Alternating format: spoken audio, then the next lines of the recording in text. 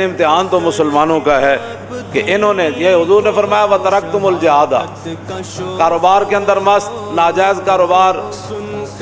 آپ جانتے ہیں ناجائز کاروبار کیا ہے، ساری دنیا کو پتہ ہے.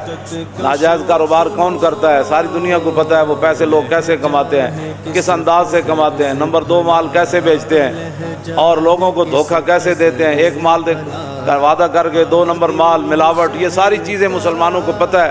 سارا کچھ کر رہے ہیں. حضور نے فرمایا یہ تم کام جاری رکھو گے لیکن جہاد بھی تم چھوڑ دو گے، پھر کیا ہوگا؟ پھر اللہ تمہارے اوپر ذلت مسلط فرما دے گا.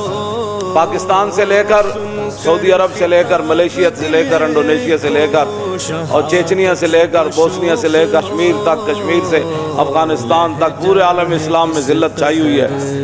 اللہ تعالیٰ نے آگے خود کیا فرمایا؟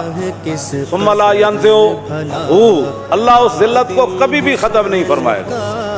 ختم اللہ نہیں فرمانی ہے. امریکہ کے قرضے سے پاکستان کی ذلت نہیں ختم ہونی.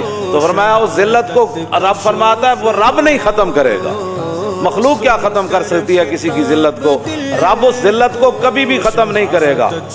یہ اعلان ہے رب کا. حضور نے فرمایا، حضور نے اپنی زبان اقدس سے فرمایا کیسے ذلت ختم ہوگی؟ حتی ترجعوا الی دینکم، یہاں تک کہ تم اپنے دین کی طرف واپس آ جاؤ.